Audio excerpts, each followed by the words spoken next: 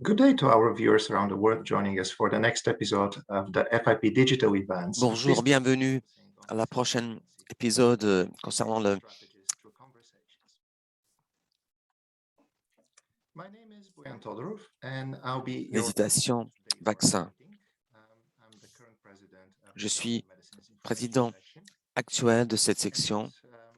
It will be an important discussion for Ce us sera une as it discussion centers on the role importante of pour nous pharmacists in qui va difficult centrer medical sur le conversations. rôle des pharmaciens qui tiennent ces We welcome you to conversations joining us today. difficiles. On vous souhaite la bienvenue aujourd'hui à participer.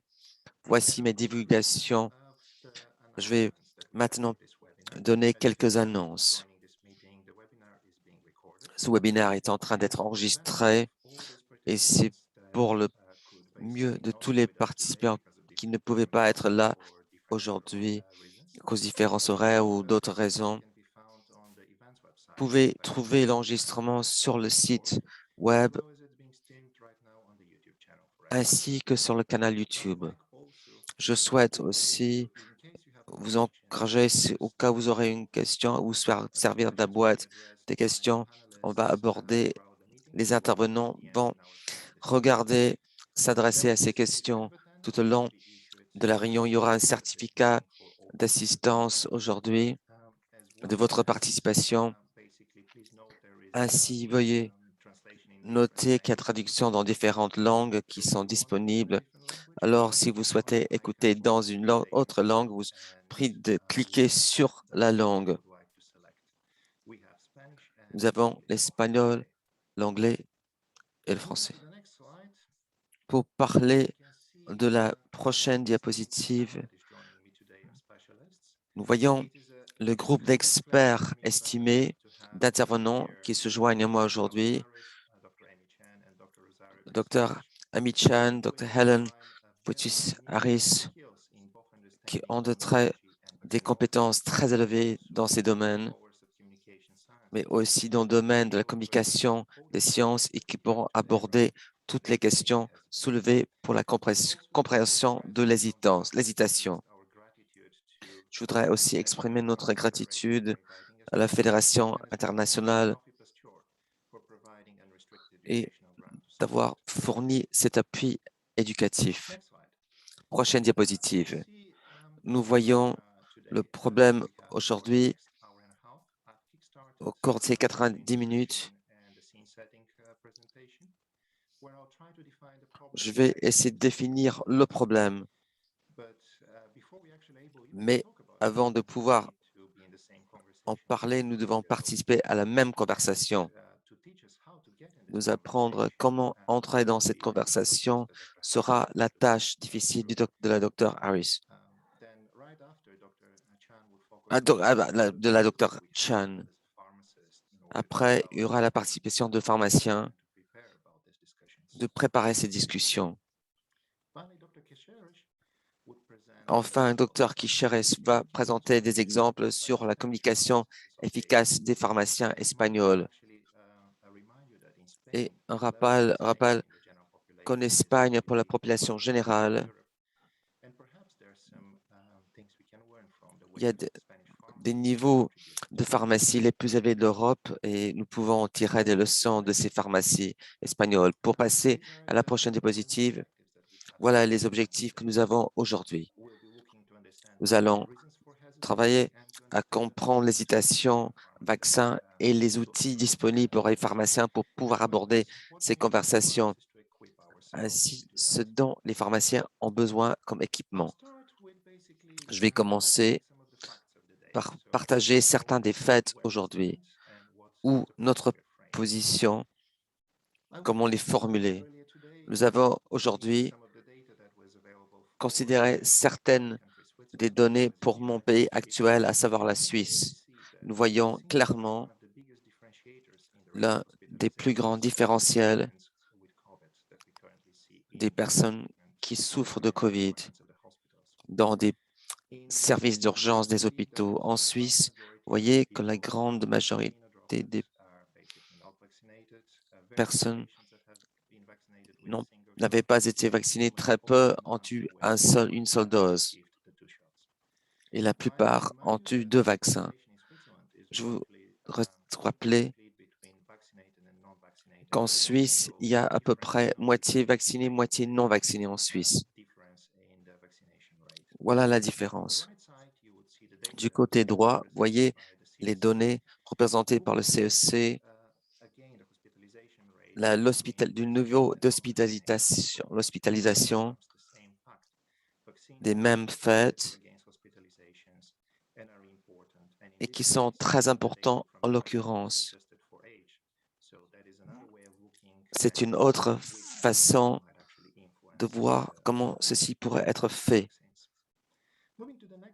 Pour passer à la prochaine diapositive, nous voyons un modèle très récent.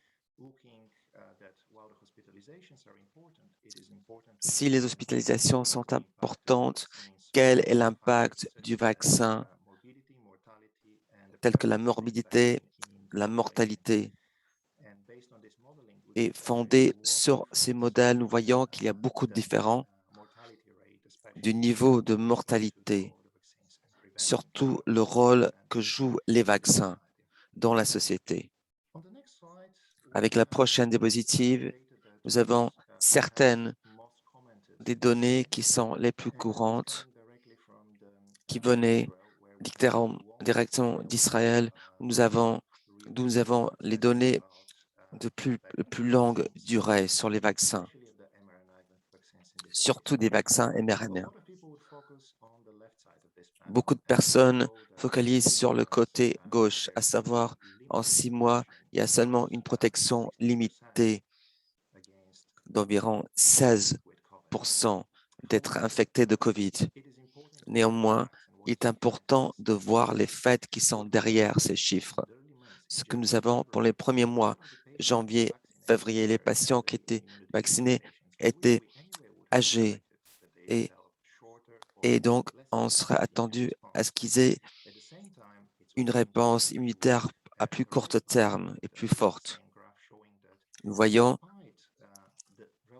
cette même graphique, la protection contre les infections des patients âgés, voyant toujours qu'il y a une protection significative contre l'hospitalisation des vaccins. Mais il était très difficile de s'attendre à ce que le public le comprenne parce que nous ne connaissons pas les différents faits de la disparité de protection. De plus, un grand argument a été cette idée d'immunité à grande échelle, à savoir, est-ce que je devrais me faire vacciner? Il est très important de comprendre qu'il y a au moins deux facteurs importants. Si vous décidez de vous protéger, et l'autre est le côté sociétal. Lorsque nous parlons d'impact sociétal, ceci a un effet sur les infections et sur le système de soins, de santé. Et donc, il est très important de continuer à parler des vaccins.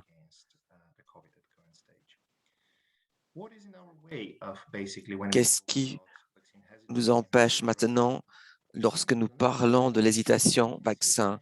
Nous voyons essentiellement dans cette diapositive, il y a des arguments raisonnables, mais il y a aussi de faux arguments. Il est important de comprendre ces exemples. Ce qui est un fait, ce qui est un mythe, ce qui est une erreur, une idée fausse. C'est ce que nous espérons avoir comme succès aujourd'hui lors de ces webinaires. Je vous rappelle que nous mettons beaucoup d'accent sur les pharmacies communautaires.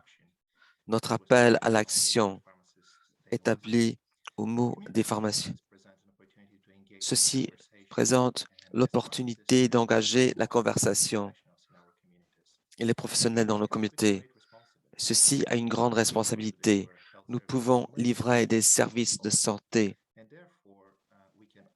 et donc nous pouvons offrir un appui aux campagnes nationales qui sont disponibles sur notre réseau et notre campagne vaccin, par exemple.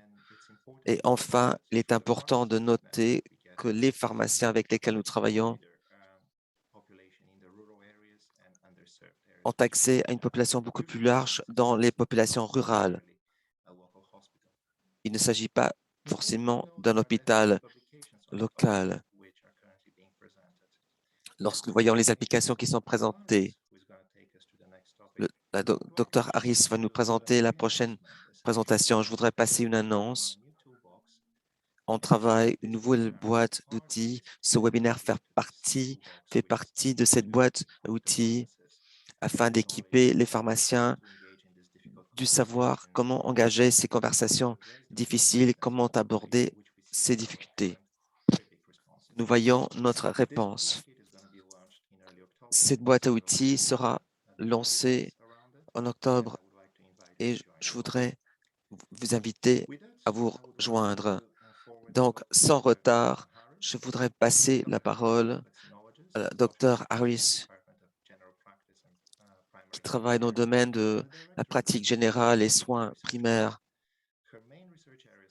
Ces domaines de recherche sont la sécurité vaccin, y compris ECOMEN, ce groupe. C'est un consortium multinational dédié à la coopération du statut des vaccins. Elle a précédemment été président de l'OMS de sécurité et membre actuel de la coopération dans ce comité. Dr Harris, vous avez la parole. Merci beaucoup. Je vais partager mon écran. Si vous pouvez confirmer que vous voyez l'écran. Oui, cela fonctionne. Vous devez entrer en mode présentation. Ce que je souhaiterais couvrir avec vous aujourd'hui, considérer certaines de ces conversations, espérant que je pourrai vous donner des outils qui seraient utiles dans votre pratique.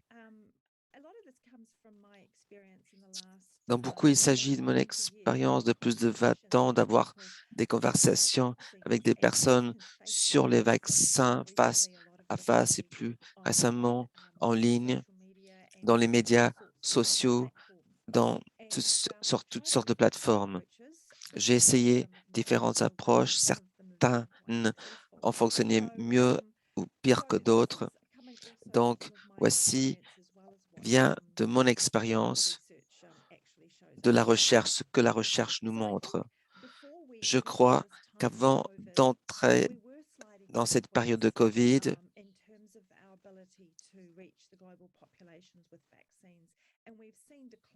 il y a eu un recul en arrière, non seulement des pays qui ont des données de santé fragiles, mais aussi dans des pays à revenus élevés. Et l'un des résultats de ce déclin de couverture vaccin a été une augmentation de maladies, surtout la rougeole. Nous voyons un renouveau de cette maladie, surtout depuis 2017. En 2020, nous avons vu une érosion supplémentaire avec un impact sûrement de la pandémie. Nous avons vu 23 millions d'enfants, de moins d'enfants qui n'ont reçu aucun vaccin de base, ce qui est le plus élevé depuis 2009. Aussi, l'augmentation d'enfants entièrement non vaccinés qui ont augmenté de 3,5 millions, d'un chiffre significatif. Moins d'introduction de vaccins reportés, ainsi que moins de filles qui sont protégées contre HPV. Nous voyons beaucoup de problèmes à l'avenir. Pourquoi est-ce le cas? Nous avons vu une érosion de support de la santé publique, des barrières d'accès physique, ce qui est une composante importante, mais aussi l'augmentation de cette entité, de cette hésitation vaccin et pas beaucoup de ressources pour aborder toute une gamme de questions, y compris l'hésitation vaccin. ce qui n'est pas forcément une chose facile à y faire face. Je crois que vous voyez derrière ce diagramme, il s'agit le continuum de l'hésitation vaccin. Dans l'ensemble, la plupart des personnes acceptent et sont contents d'accepter les vaccins. Il y a une forte demande, bien sûr, maintenant avec les vaccins COVID, mais aussi vous avez ce groupe qui n'est pas si prêt à accepter. Peut-être qu'ils accepteraient certaines choses, certains, mais non pas d'autres, et pourraient refuser et n'ont pas confiance en les vaccins. Et puis, à l'extrême bord du spectre, il y a des personnes qui refusent tous les vaccins. Il est important de noter que ce groupe est un groupe hétérogène. Il n'y a pas une solution ou une réponse pour tout le monde. Autrement, on peut vraiment se trouver dans une confusion si on considère que il y a une seule réponse. Nous faisons face à une mésinformation, une endémie de mésinformation et nous avons atteint un nouveau niveau de mésinformation. Les parents, le public, tous les jours font face à des déluges de théories du complot, de fausses idées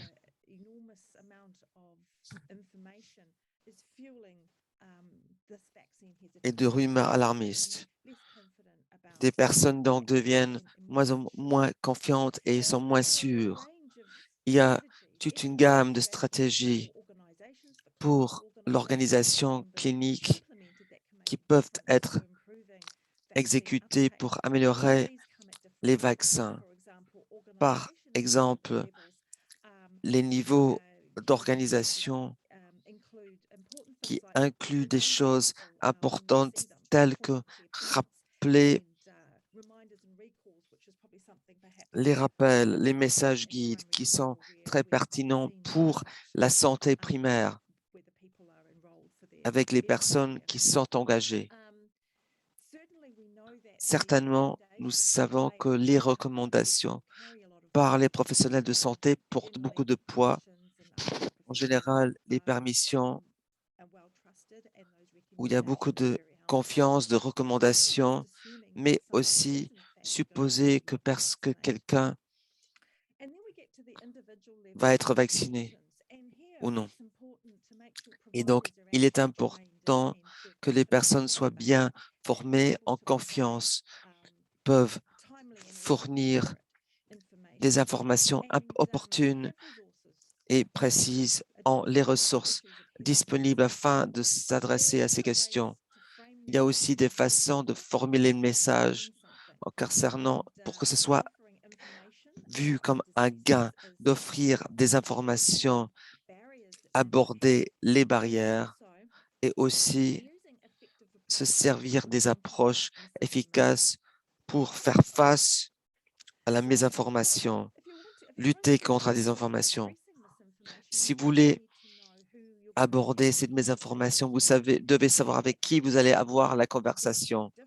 Et donc, il y a de grands différends entre quelqu'un qui est anti-vaccin vis-à-vis quelqu'un qui a des hésitations. Et voici des exemples de recherches en Nouvelle-Zélande qui explorent les perceptions, les attitudes envers la COVID. Et là, voyez les citations qui suggèrent que ces personnes seraient plutôt résistantes. Si vous venez et essayez d'introduire le vaccin ici, ce ne serait peut-être pas très utile. Vous pouvez commencer à fournir des informations, mais il faut qu'il y ait d'abord une certaine confiance. Il faut qu'il y ait un établissement de confiance. Néanmoins, ici, avec les personnes qui sont là, elles veulent savoir plus. Matt, par exemple, je veux savoir plus sur l'efficacité. je vais attendre un an ou plus pour voir les effets secondaires, ce qui se passe aux autres, mais ne sont pas forcément véhément opposés. Donc, il est important de tenir ces conversations. L'hésitation des vaccins est positionnée comme étant un problème méchant et c'est très difficile à définir. Les solutions aux problèmes ne sont pas toujours certaines et il n'y a vraiment pas d'accord à savoir comment communiquer. Et je crois que nous revenons à ce groupe de personnes qui sont hésitantes, qui sont très diverses. Et je crois que ceci a été une recherche intéressante avec des parents canadiens auxquels on a posé des questions. Donc, poser des questions, regardez ce que les parents ont considéré sur ces messages. Ils ont cru que les messages devraient mettre l'accent sur les preuves scientifiques, l'efficacité. Ils ont croyé que les messages devraient mettre l'accent sur la probabilité d'attraper une grave maladie si vous n'étiez pas vacciné et ils croyaient que des techniques de honte ne devraient pas être employées pour persuader que les parents avaient le devoir moral de vacciner leurs enfants, que les messages devraient détailler vividement les effets négatifs, à savoir donner une raison de vacciner les enfants. Ils ne seraient pas si intéressés s'ils ne voient pas de raison. Et les messages qui fournissent un encouragement positif et mettent l'accent sur le fait que les vaccins sont fortement recommandés, qu'il y a un consensus scientifique. C'est assez important.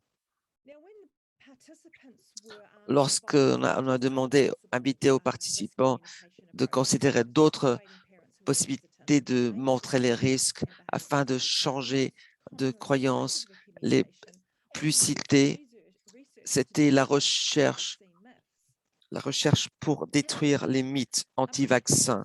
Néanmoins, parmi les parents qui étaient les plus hésitants, qui avaient une forte hésitation vaccin, ils préféraient voir des messages de compassion, de partager des messages plus honnêtes sur les risques. Ceci dépendait s'il s'agissait de quelqu'un où la personne était positionnée. Donc, voilà, nous avons souligné certains des aspects, les bases. Et je crois qu'il y a l'art de persuasion peuvent être utiles lorsque vous avez un bon argument et d'avoir une bonne information. Il faut faire confiance aux messagers et ceci doit porter attention au public.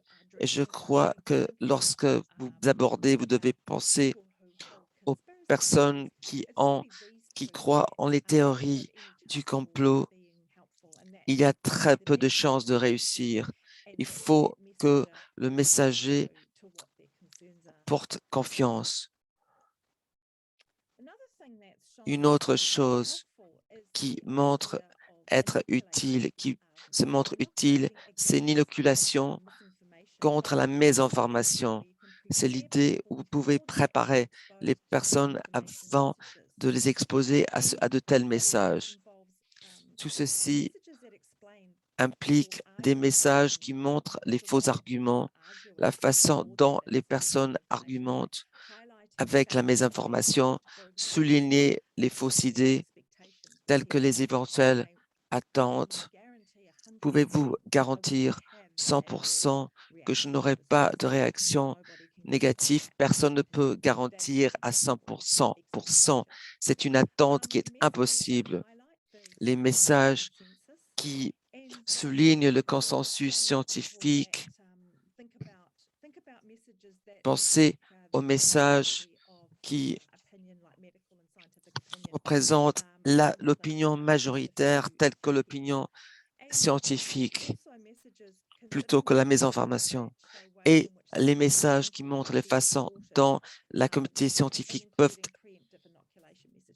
être déformés. Nous pouvons en effet prédire ce que sera une partie de cette information lorsque nous introduisons un nouveau vaccin. Nous avons assez d'expérience vis-à-vis de ce que nous avons vu, ce qui était plutôt à prévoir. Donc, si une question, si vous réfutez l'information, est-ce que vous devez réfuter l'information ou est-ce que cela aggrave les choses? Oui, il y a une très belle ressource.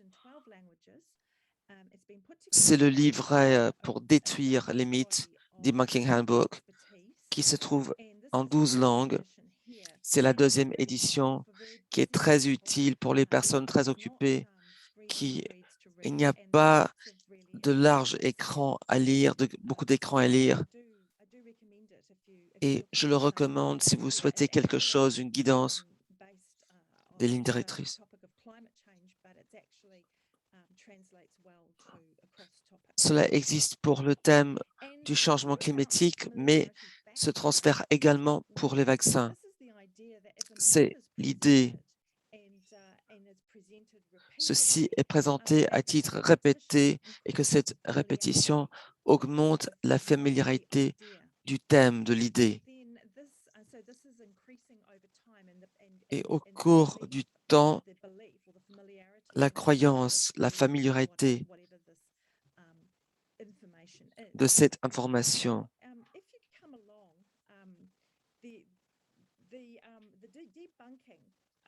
Détruire les mythes.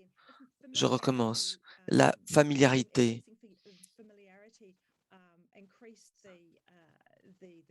qui augmente les croyances. On s'attendrait à ce que la destruction des mythes ne fonctionne pas et qu'il y aurait un effet contraire. Mais je vais vous donner des exemples, citer des exemples. Oui, détruire les mythes le rend familier, mais les informations sont plus utiles. Donc, ce n'est pas noir et blanc. Parce que détruire les mythes est plus positif que négatif. Si vous détruisez des mésinformations, il y a des façons de le faire qui sont plus utiles que d'autres. Mener par les faits est important pour que ce soit simple et concret. Et puis, si vous devez mentionner un mythe, avisez d'abord, donnez un préavis, et puis expliquer comment ce mythe peut mésinformer les gens et toujours conclure avec un fait que vous offrez une alternative à ce thème. Et j'ai un petit exemple ici. La rougeole peut être une maladie très grave. Le vaccin s'est avéré très efficace. Un mythe courant, c'est qu'il y a des ingrédients toxiques dans le vaccin. Mais le problème avec cet argument, il n'y a que si ne joue que sur les peurs rationnelles. Même l'eau peut être toxique avec une forte quantité et qu'il n'y a aucun niveau de substance toxique chez les vaccins. Les graves effets secondaires sont extrêmement rares. Il y a beaucoup de décennies de recherche et d'études qui incluent des millions de personnes qui montrent que le vaccin est très sûr. On s'attendrait à ce qu'il y ait plus de cas chez les personnes vaccinées s'il y avait ces problèmes-là, mais ce n'est pas le cas. Mais je crois que les données corrigent ces informations. C'est une partie vitale de notre communication et dans l'ensemble peut être significatif, mais certaines façons de faire sont plus utiles que d'autres, où les informations donnent des idées fausses.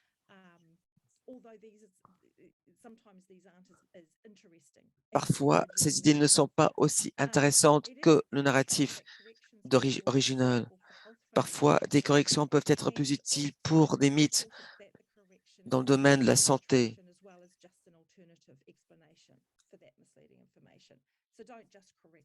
Donc, il ne s'agit pas de corriger tout simplement. Pour revenir à notre public, je vais vous citer quelques exemples de scénarios pour finir. La première chose, c'est d'écouter la position de la personne. Parfois, vous serez peut-être étonné. Voilà le premier scénario. C'est la personne qui dit « Je viens d'avoir mon vaccin ». Il ne faut pas ignorer ce groupe très important ou supposer leur niveau de confiance.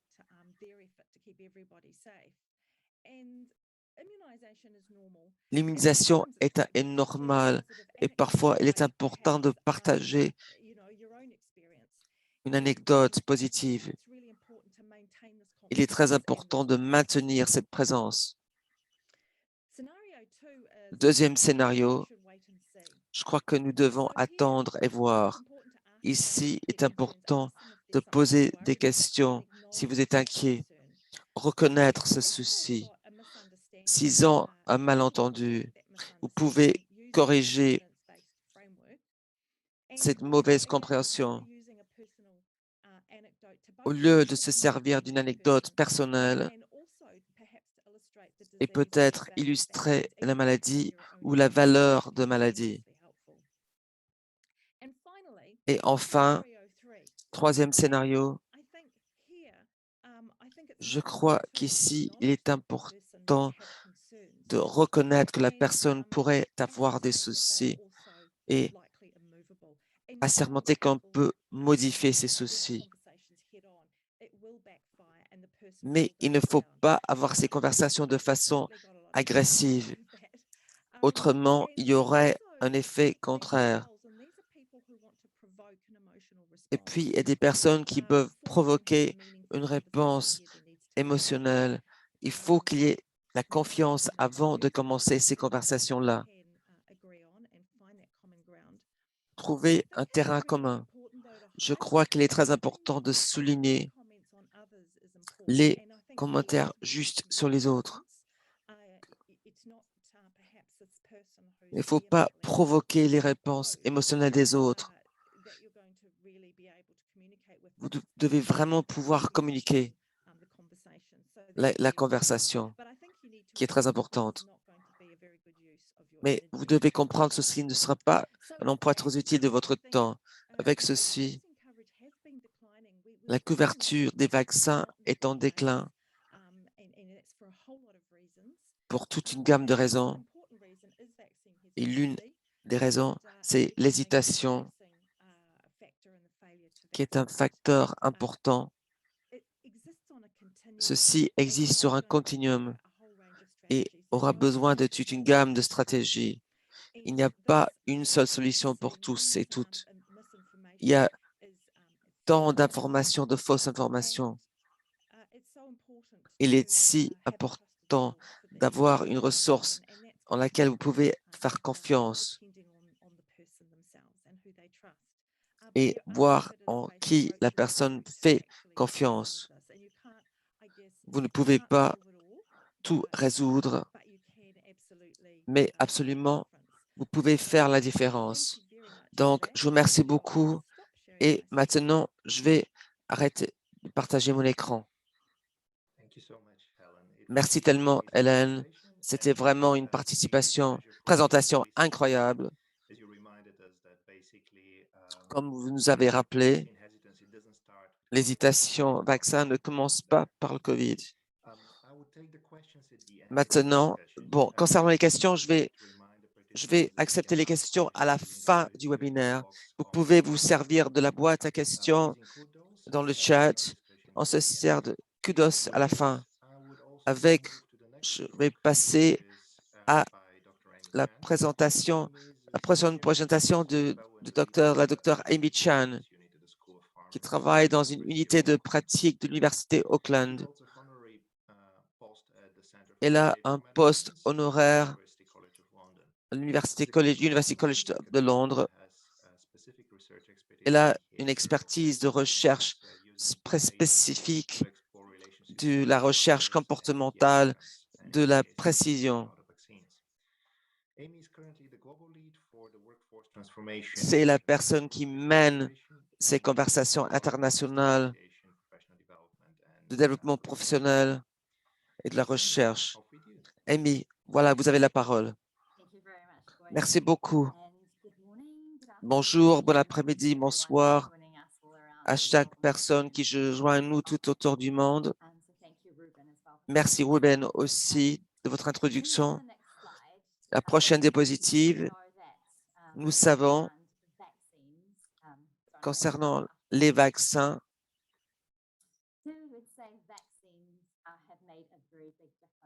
ont eu vraiment fait une grande différence, surtout avec notre bataille contre COVID-19.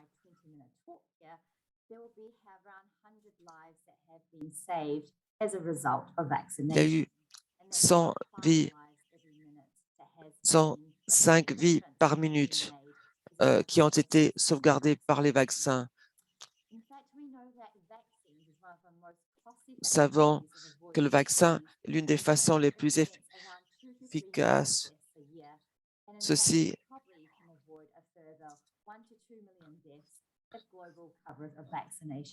et avec la couverture mondiale améliorée, on pourrait éviter entre 1 et 2 millions de morts. On voit des cas de déclin de rougeole suite au vaccin. Néanmoins, comme vous voyez dans la prochaine diapositive, l'hésitation vaccin est l'un des grands problèmes, des problèmes principaux dans le domaine de la santé. Nous savons que 23 millions d'enfants manquent de vaccins et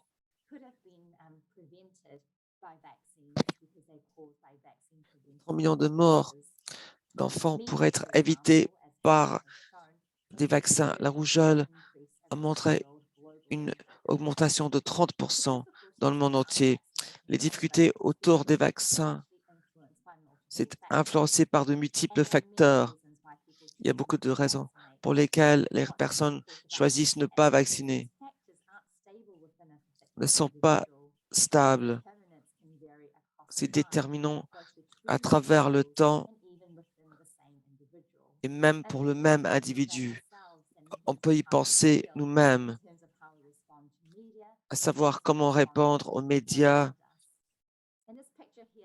Cette image ici résume certains de ces faits, de ces facteurs.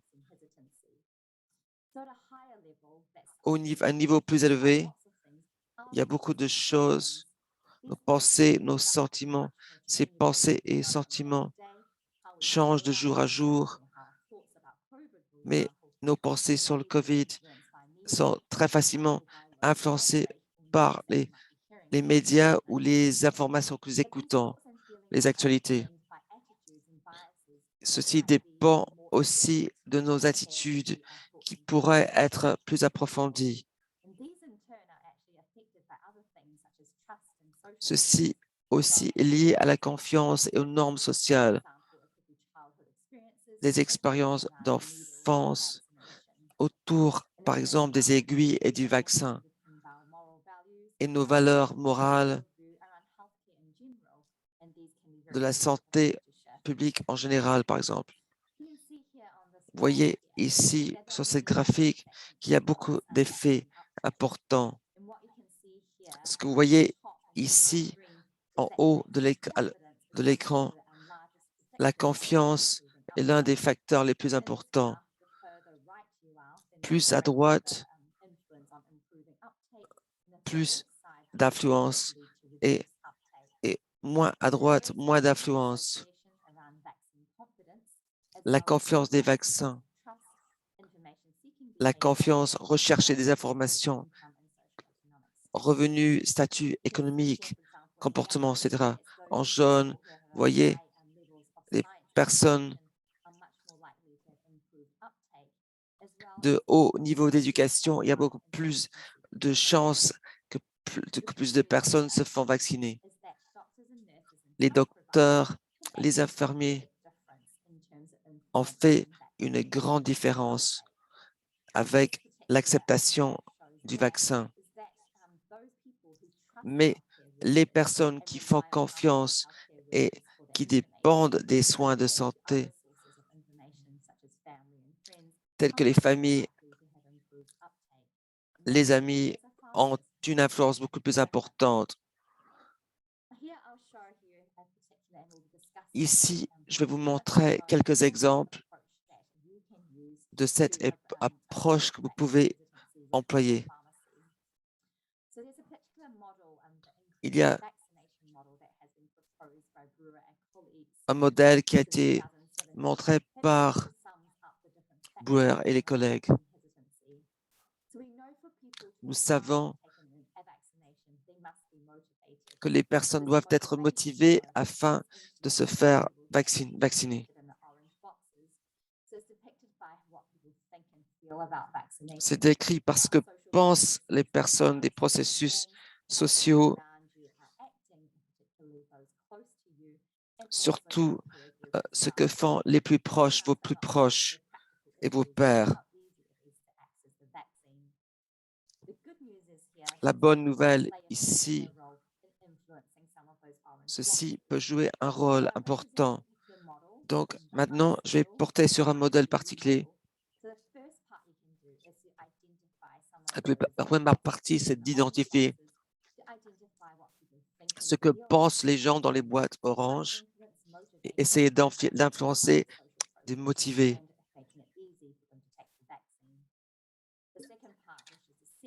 La deuxième partie, nous allons discuter certaines approches. Et puis, ce qui est vraiment très important, c'est d'évaluer. Il est très important que votre approche soit correcte. Ce que nous voyons ici, que la confiance vaccin est très diverse autour du temps.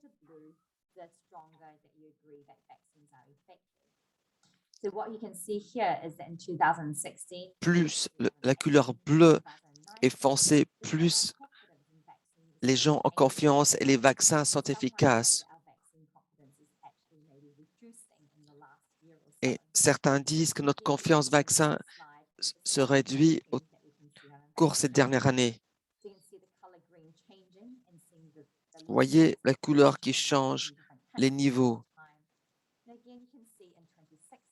Et là, encore, vous voyez, en 2016 jusqu'en 2018, vous voyez que le niveau de vert change,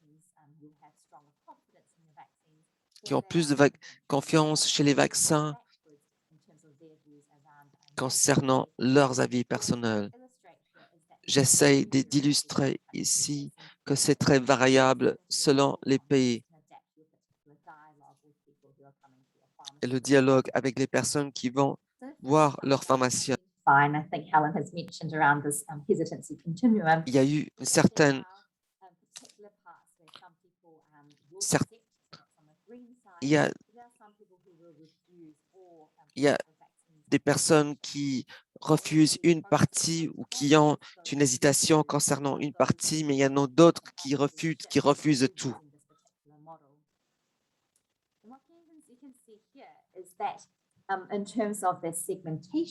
Ici, concernant la segmentation,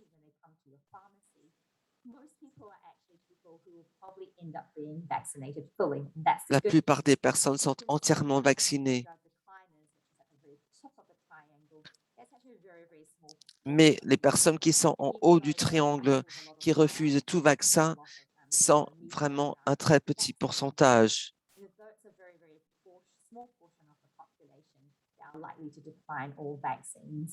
Donc, un petit pourcentage de la population qui a tendance à refuser tous les vaccins,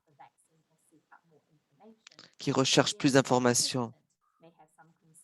Ils pourraient avoir des soucis.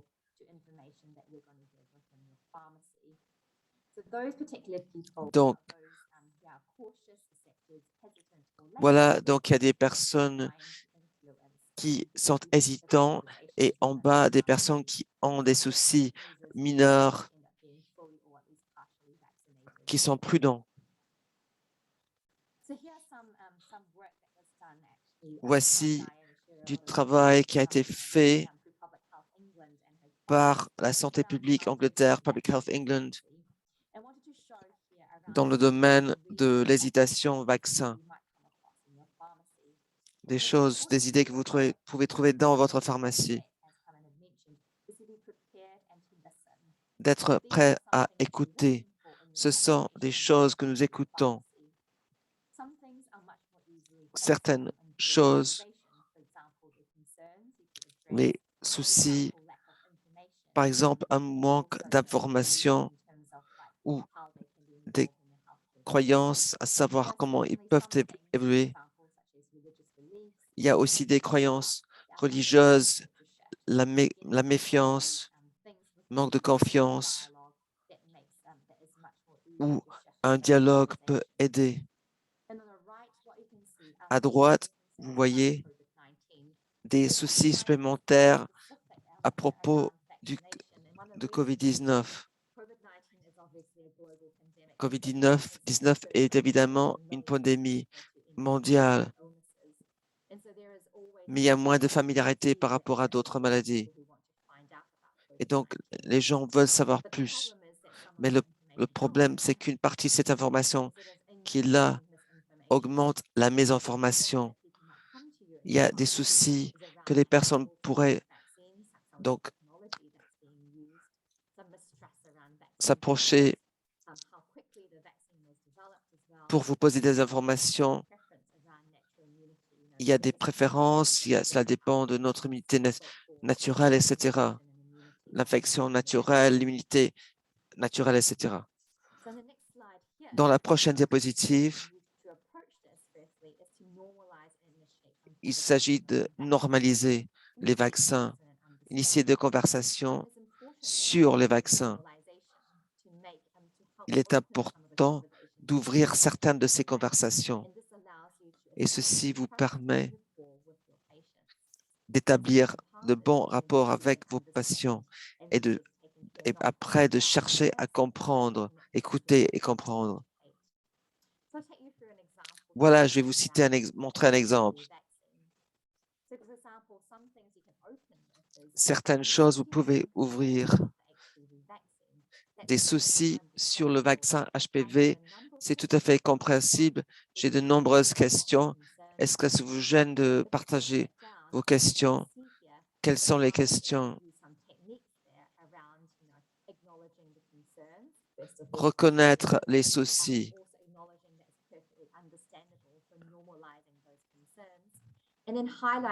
Et puis, que cette personne n'est pas seule, qu'elle a eu de nombreuses questions. Et ceci ouvre la porte à beaucoup de questions. Voici le parent a souligné une question. J'ai entendu, c'est pour empêcher une maladie qui transmet par les rapports sexuels et que leur fille est très loin d'avoir des rapports sexuels. Et la réponse du pharmacien ici, j'entends que vous avez des soucis qu'elle est trop jeune pour le vaccin HPV parce qu'HPV est transmis par l'activité sexuelle. Je comprends, elle n'a que 11 ans. J'ai beaucoup pensé. Est-ce que je peux vous expliquer comment j'ai fini par penser à ce vaccin? Il est important d'abord de reconnaître leurs soucis, leurs inquiétudes. Oui, j'entends que vous avez des soucis, qu'elle est trop jeune pour le vaccin. Et deuxièmement, permission de discuter. Si la personne dit non, ça va, vous n'êtes pas obligé de continuer. Mais vous demandez la permission, vous ne forcez pas la conversation, vous ouvrez un dialogue à deux voix. Après, vous voyez des techniques autour des pensées. Le pharmacien dit, je pensais ce vaccin comme quelque chose pour prévenir une maladie sexuellement transmissible, mais je me rends compte qu'il s'agit de prévenir le cancer presque tout le monde obtient ce virus, donc il est important pour tout le monde. Presque tous mes patients obtiennent ce vaccin, ce qui est génial. Mais ceci étant dit, c'est seulement une décision que seulement vous pouvez prendre. Qu'en pensez-vous? Donc, vous reconnaissez les pensées, les idées. Vous pouvez partager les idées, mais souligner aussi les normes sociales. Là encore, ceci normalise la situation et ceci ouvre le dialogue. Ici, il y a quelques techniques de motivation, des normes sociales. La prochaine diapositive,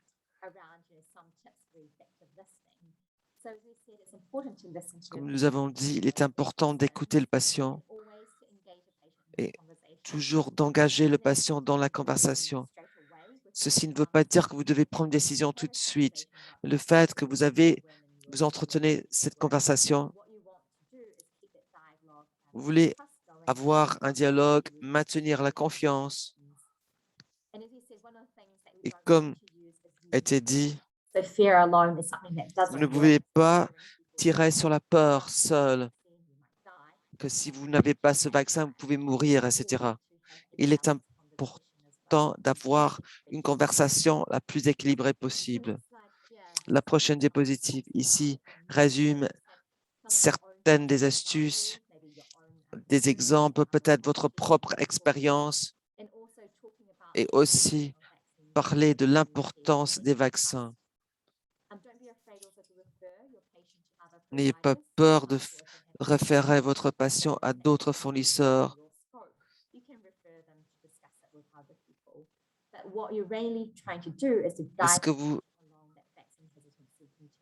Il est important de comprendre ce continuum d'hésitation vaccin. Ceci ne veut pas dire que le patient est obligé de se faire vacciner tout de suite. Il s'agit d'une ligne directrice.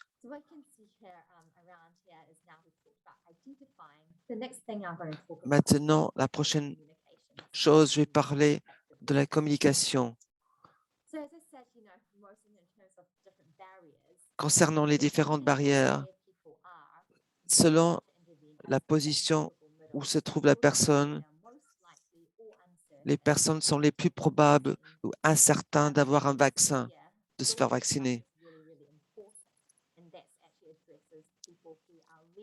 Ceci, les couleurs rouges abordent les personnes qui sont les moins probables de se faire vacciner. Il faut avoir une bonne relation avec le patient. Les parties jaunes et vertes, où il y a plus de chances de motiver, d'avoir une influence sur le patient. La partie jaune et rouge, les personnes qui savent, donc là, avec un triangle, une pyramide, vous voyez les recherches autour de la communication. Les personnes qui sont prêtes à se faire vacciner, ils ont besoin de quelques rappels. Ce n'est pas notre cible principale. Notre cible principale, le temps que vous passez avec la plupart des personnes, vous essayez de se servir de différentes techniques afin d'inciter, d'encourager les patients, de communiquer d'une façon efficace. La prochaine diapositive résume l'approche. Quelqu'un qui est prêt, qui n'a pas d'intervention très complexe. Ce que je propose dans une pharmacie, c'est qu'il y ait des affiches, des informations, à savoir comment obtenir le vaccin, l'accès au vaccin, donner assez d'informations pour un petit encouragement. 2 et 3, où ça ne fonctionne pas, vous pouvez avoir une première vague de personnes qui viennent vous voir. Mais vous voyez, certaines personnes qui refusent toujours le vaccin. La prochaine étape, c'est qu'il faut avoir une conversation. Il faut beaucoup plus de temps avec ces personnes, mais l'idée, c'est de changer leurs idées. La bonne nouvelle, c'est que lorsque vous avez basculé peut-être 2 personnes, il est probable que dans leur communauté, ces personnes vont partager leurs histoires avec d'autres personnes dans la communauté qui viennent vous voir pour les vaccins. Concernant la communication efficace, il y a un fossé d'information. Beaucoup de personnes croient que l'information est assez. Mais ce que nous voulons faire chez les pharmaciens, c'est de prendre cette information, les médecins généralistes, de leur permettre de faire le choix de se faire vacciner. Nous voulons que les personnes agissent, donc les informations doivent présenter d'une façon de croyance, de changer, de modifier les croyances. Nous pouvons savoir que nous devons tous et toutes faire plus d'exercice, de sport, mais sans croire que nous voulons faire quelque chose. Vous n'allez pas agir, sauf si quelqu'un nous l'a dit. Voilà certaines des choses, un modèle de 5 étapes de communication efficace. La première chose, de capter leur attention. Certaines choses, par exemple, dessiner des affiches, des couleurs brillantes et aussi qui captent les émotions. Nous savons en tant qu'être humain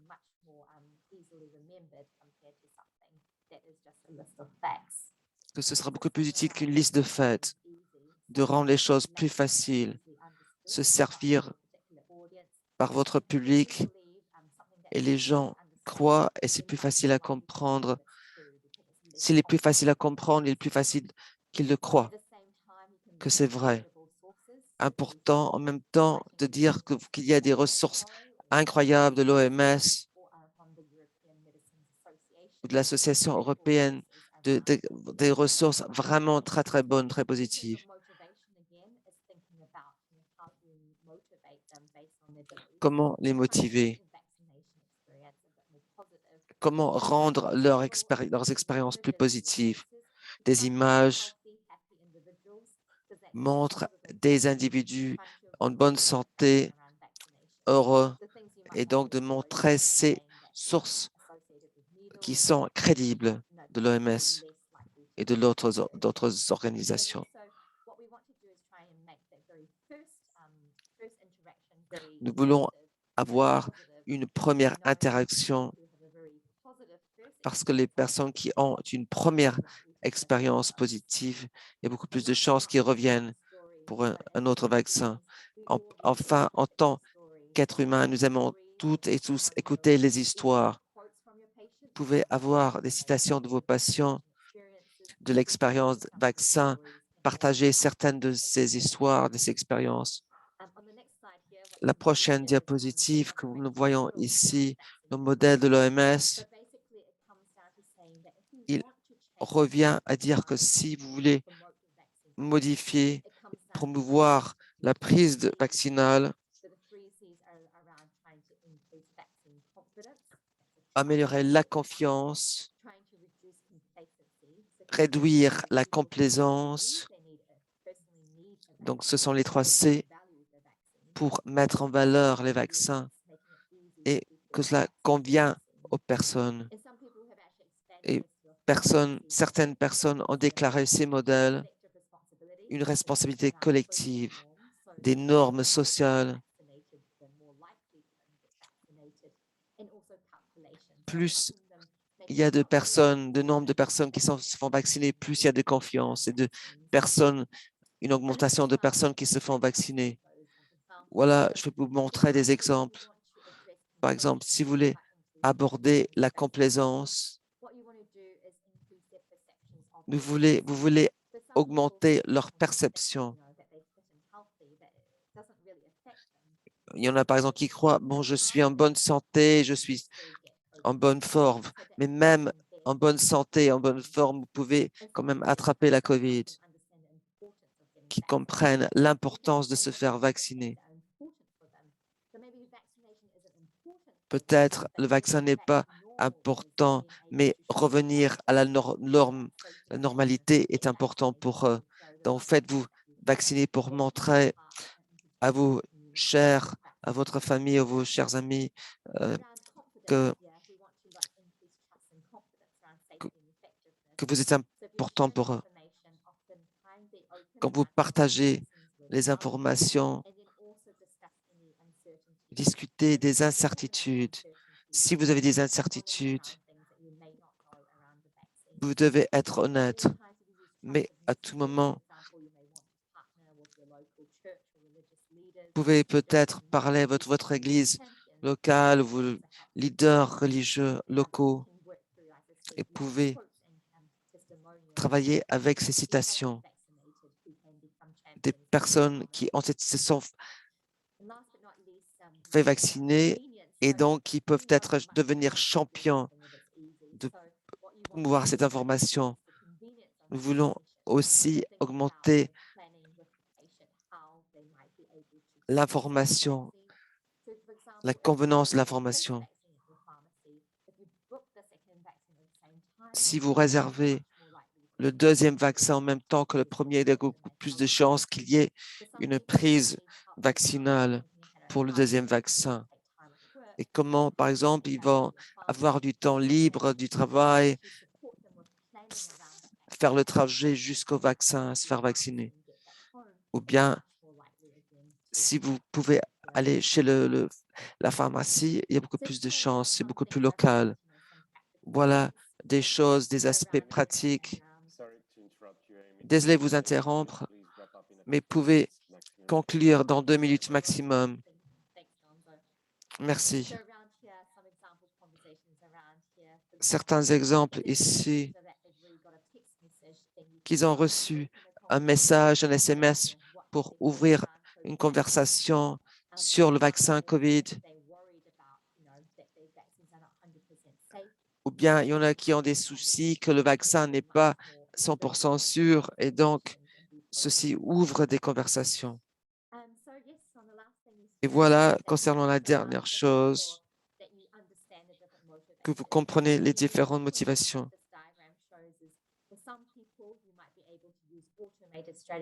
Certaines personnes se servent de stratégies automatiques, automatisées.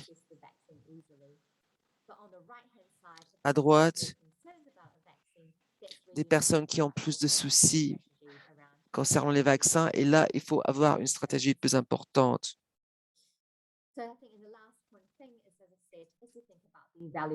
Dernière chose, si vous pensez à l'évaluation, nous savons que comme les choses changent, la couverture peut changer aussi. Donc, vous voulez évaluer votre approche. Il peut y avoir des soucis de faire en sorte que vous abordez ces questions-là. Merci beaucoup. Voilà, c'est un résumé.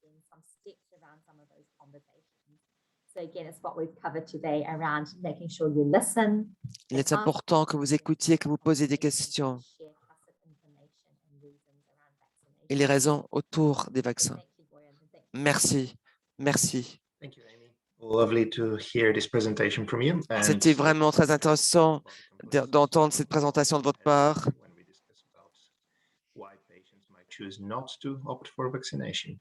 Pourquoi les patients pourraient choisir de ne pas se faire vacciner?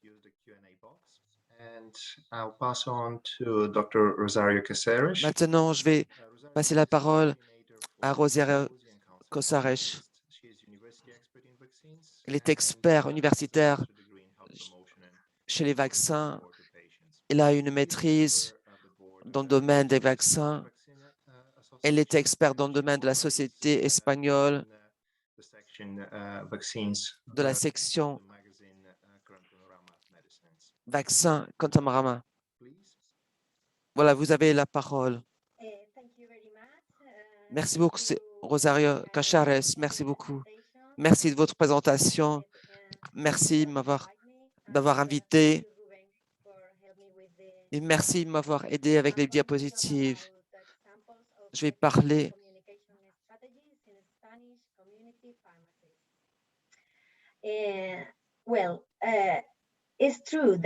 Il est vrai que les vaccins sont un domaine spécial, mais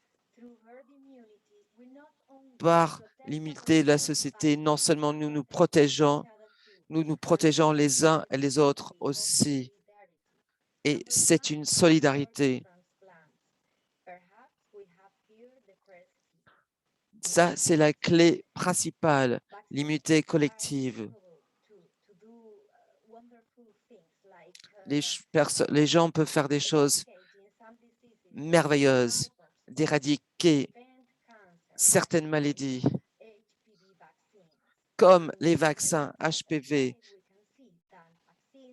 Nous voyons que les vaccins sont très efficaces.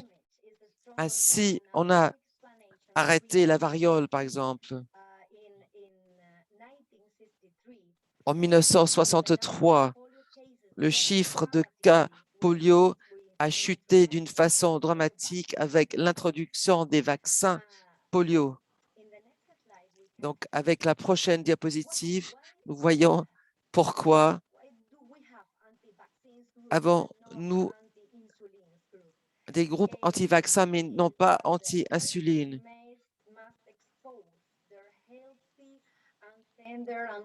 Ils doivent exposer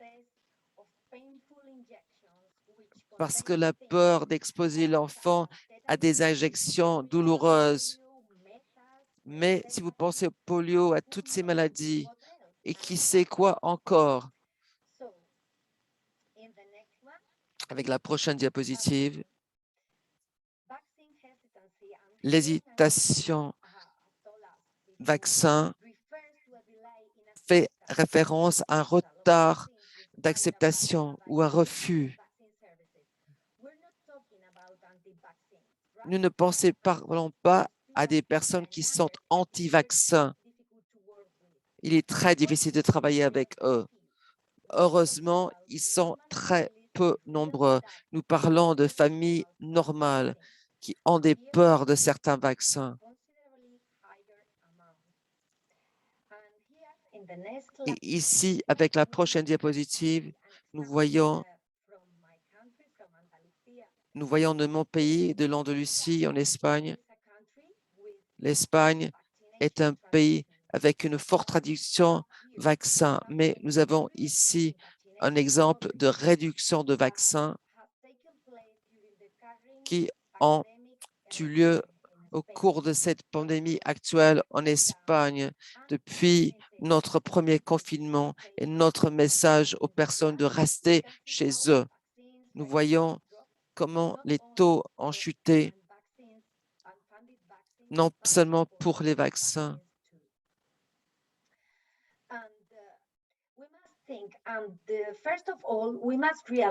Nous devons nous rendre compte que les personnes qui recherchent l'information, les personnes qui sont sur l'Internet,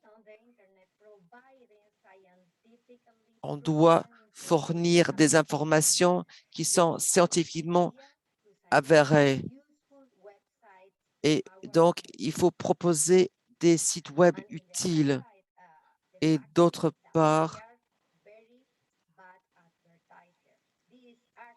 on fait de très mauvaise publicité.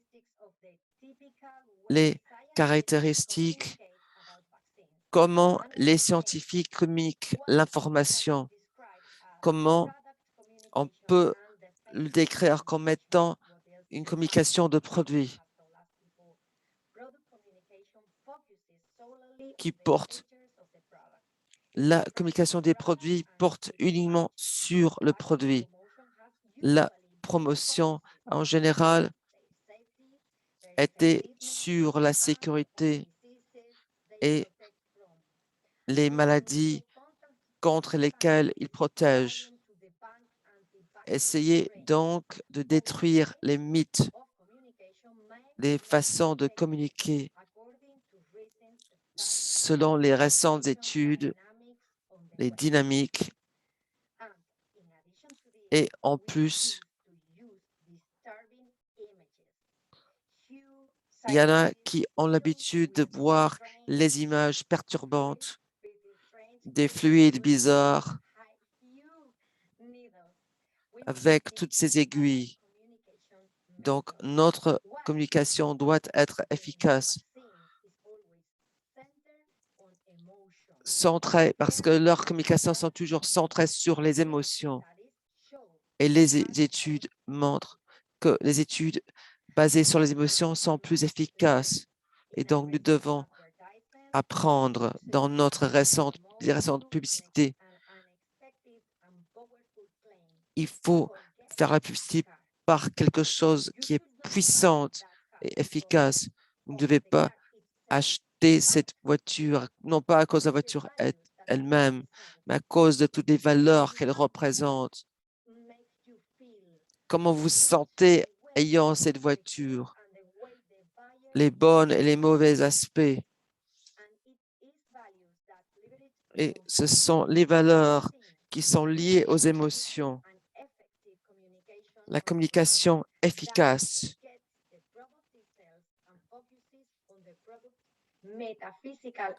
Et on a donc qui porte sur le produit uniquement.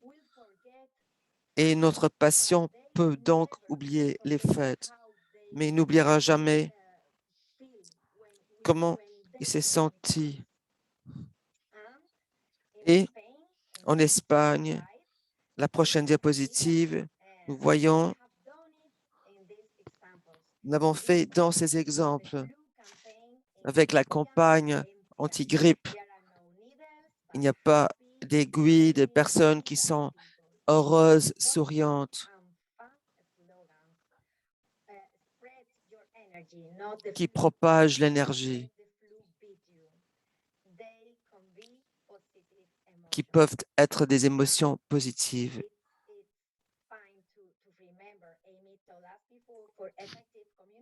Pour avoir la communication efficace, qui n'oublie pas les règles, d'avoir reçu le bon réflexe que vous comprenez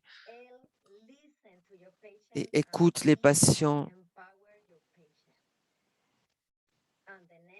Et la prochaine diapositive, nous pouvons expliquer le comportement de nos patients.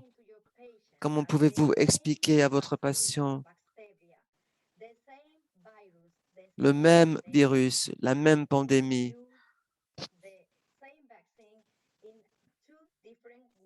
et que l'on se sert de ceci de deux façons.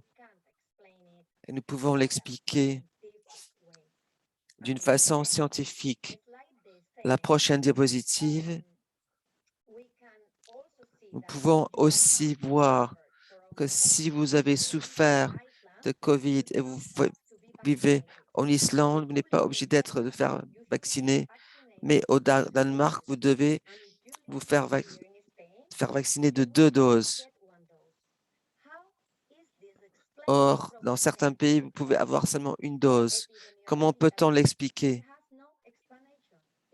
Ceci n'a pas d'explication épidémiologique. C'est politique.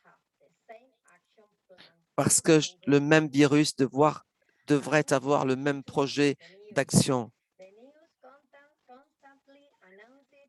Les nouvelles annoncent constamment des réactions au vaccin.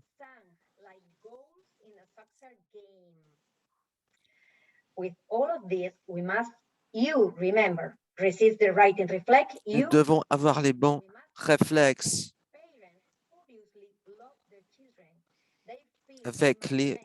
lorsqu'on parle des caillots de sang, etc. Il faut vraiment avoir les bonnes informations. Il est important de voir le biais des informations, la partialité des informations, de présenter une information qui appuie ce que nous on a tendance à voir, à lire ce que nous croyons déjà.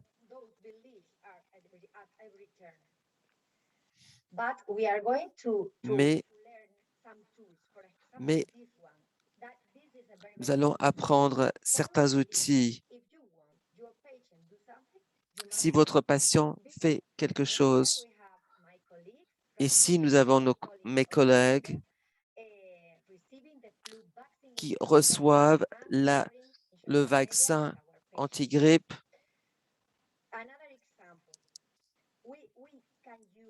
Nous pouvons nous servir de faits, de peur d'une bonne façon,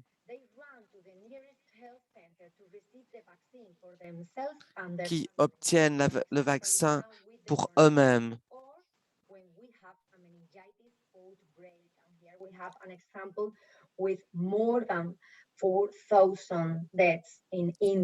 Avec plus de 4000 morts en Inde en un seul jour. Et il est important d'avoir la transparence que les vaccins, les scientifiques, les scientifiques constamment regardent les risques et de savoir que les bénéfices sont bien plus importants que ces risques. Parce que la FDA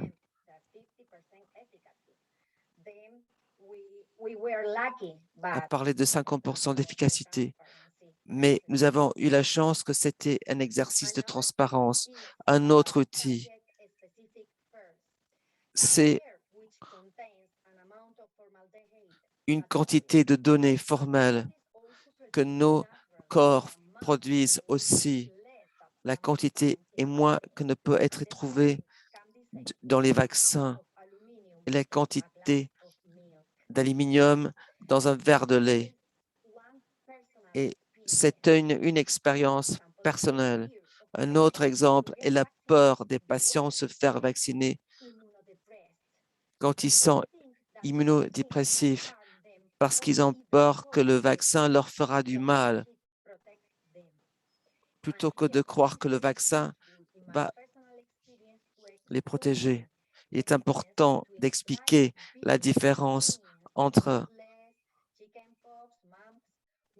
que ce soit la rougeole,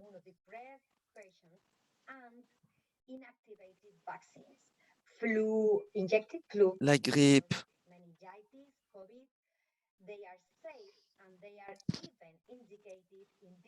et qui sont même indiqués chez de tels patients.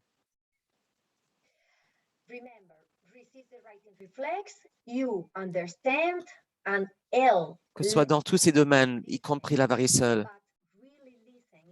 de vraiment écouter, comprendre, ne pas écouter ce que dit l'autre, une personne qui se... Mais il faut que la personne a vraiment l'impression d'être bien écoutée. Non pas attaquer la personne, mais vraiment écouter la personne. Et ici, nous avons une revue symptomatique merveilleuse qui peut expliquer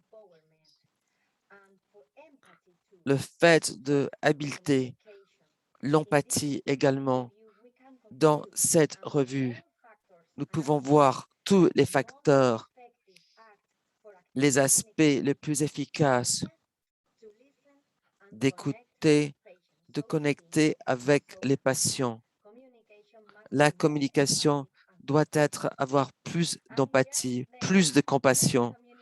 Ici, beaucoup de pharmacies dans les communautés se servent de réseaux communautaires, montrent la vérité.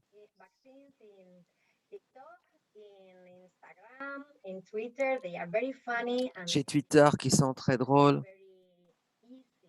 qui sont très faciles à comprendre et qui beaucoup de personnes qui les suivent.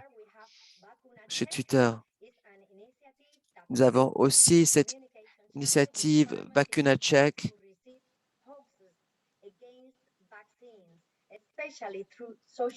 qui obtiennent de fausses informations, surtout dans les plateformes de médias sociaux. Nous avons eu une merveilleuse expérience de l'Association des patients qui montre les peurs que nous amènent les patients,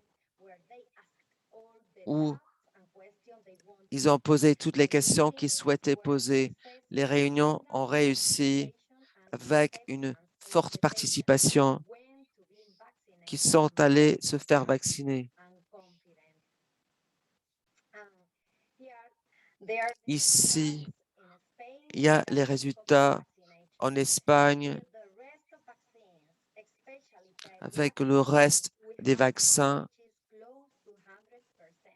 200%. Nous ne vaccinons toujours pas dans les pharmacies,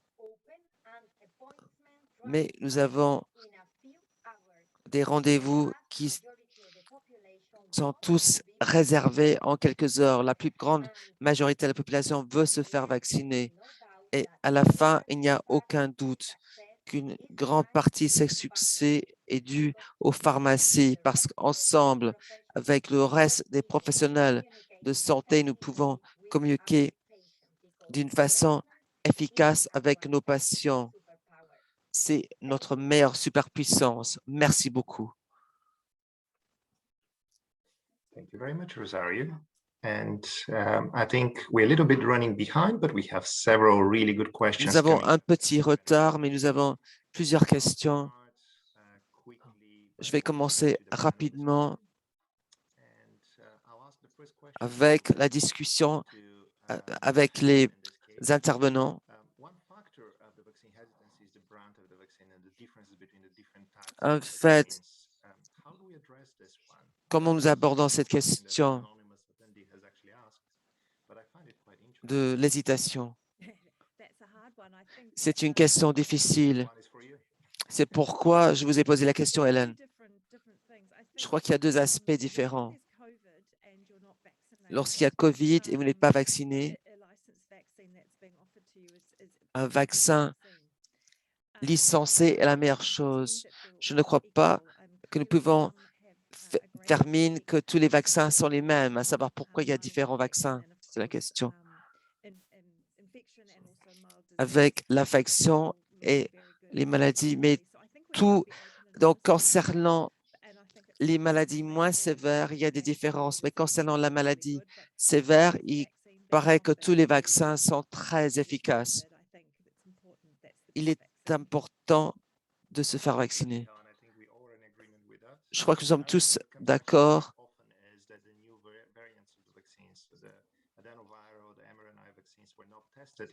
Et il y a qui disent que les nouveaux vaccins mRNA n'ont pas été assez mis à l'épreuve.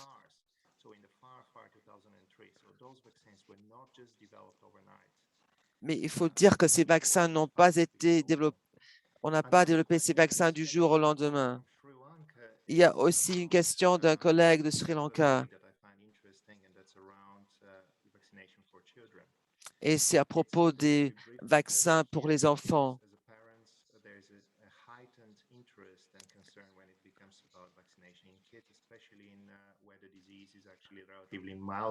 Où les maladies sont relativement peu significatives.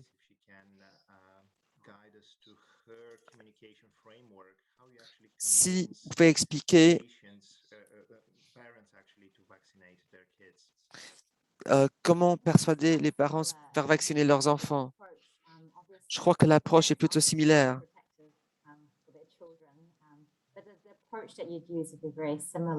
L'approche est très similaire. Similaire à l'exemple que j'ai partagé. Souvent, il s'agit de comprendre les soucis, surtout pour les enfants. Il s'agit des données qui sont disponibles pour le vaccin anti-COVID pour les enfants. Différents pays ont différentes licences. Je sais que ce n'est pas universel, mais dans un pays particulier et où ils se servent de ces informations pour souligner leurs soucis. Dans quelle mesure,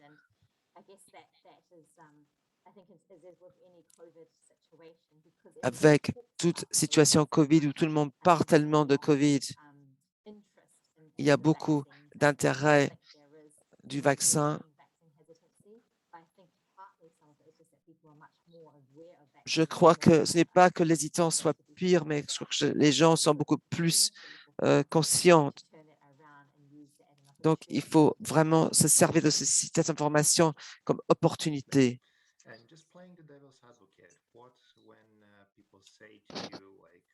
Et pour dire le contraire, jouer le rôle du diable, les, dans un petit pourcentage, on peut toujours transmettre le virus. Dans un petit pourcentage, même avoir été vacciné. Pourquoi faire vacciner les enfants? Je crois que certaines des données peuvent, même certains jeunes, même certains enfants peuvent être hospitalisés. Et des personnes qui peuvent se trouver dans une unité de soins intensifs, bien comme les personnes âgées peuvent avoir des symptômes très peu importants. Donc, on ne peut pas généraliser. Par exemple, des personnes qui souffrent d'asthme pourraient avoir des symptômes de COVID plus sévères qu'attendus. Et donc, c'est vraiment jouer avec le feu. Et Rosario, sur ce même thème, c'est le prochain obstacle.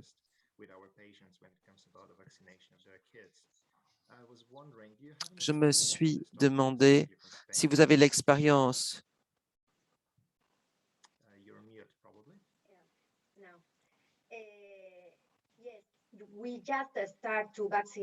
Nous avons commencé à faire vacciner nos enfants il y a quelques semaines.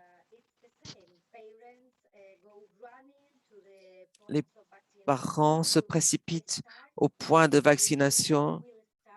Nous allons commencer avec nos adolescents d'ici une semaine à l'école.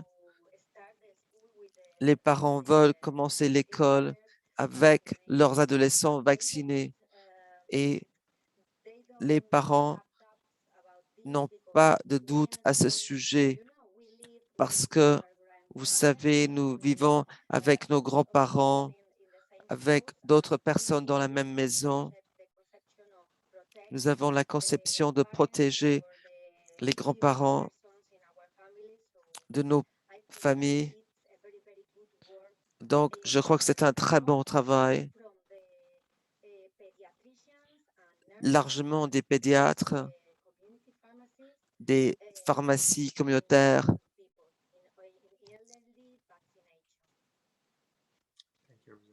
Merci, Rosario. Un autre thème, long COVID. J'ai trouvé que c'était extrêmement intéressant. Je me suis demandé quelle est l'expérience là-dessus du groupe d'experts d'avoir le vaccin pour vous protéger, mais il y a aussi l'aspect social. Dans quelle mesure joue un rôle long COVID? Hélène, je ne crois pas que ceci joue un rôle assez important et je crois que c'est une perspective terrifiante que nous ne commençons à prendre maintenant. J'ai vu les scans du cerveau des personnes qui en souffrent. Nous devrions en parler plus. Nous sommes tellement portés sur la mort et non pas sur les conséquences à long terme de cette maladie qui deviennent de plus en plus apparentes. Je suis entièrement d'accord. Hier, je lisais une revue sur l'analyse systématique de long COVID, avec plus de 58% d'effets neurologiques tels que la fatigue. Ceci devient une chose importante pour nous. Est-ce que nous avons d'autres questions que vous souhaitez vous poser les uns et les autres? Amy, je crois que vous avez une question à poser.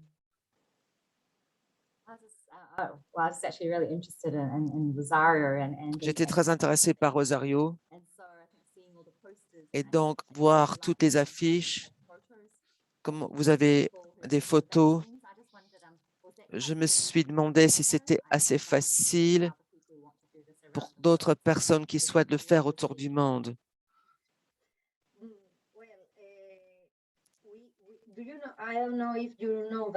Je ne sais pas si vous le savez.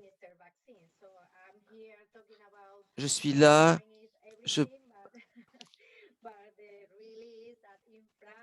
Mais en France, au Portugal, en Espagne, pas encore. Nous avons travaillé pendant le confinement avec nos patients. L'une de nos motivations de vacciner, nous savons que ce n'est pas dangereux pour eux, mais ils restent sans études. Nous en montrait qu'il y a des risques de long COVID.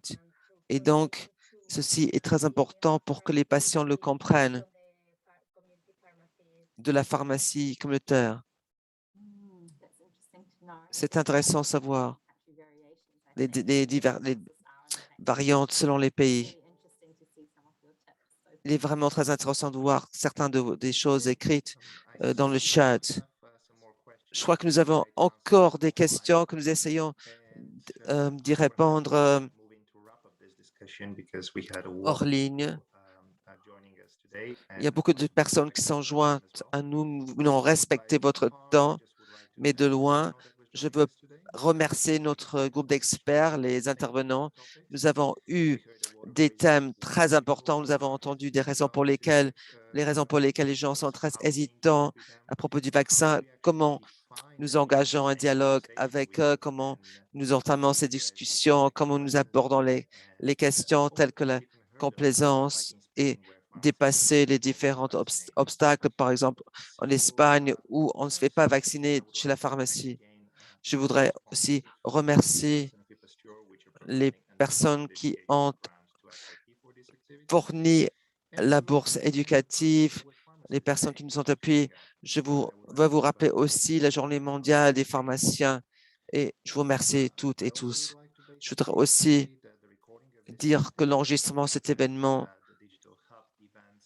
et le hub numérique se trouve sur fip.org où vous pouvez entendre de nouveau nos présentations, poser des questions supplémentaires. Vous allez recevoir aussi votre certificat d'assistance. Je voudrais aussi vous encourager à écouter l'adhésion à la Fédération internationale des pharmaciens. Et c'est une publicité de ma section. Je vous souhaite une bonne journée. Merci.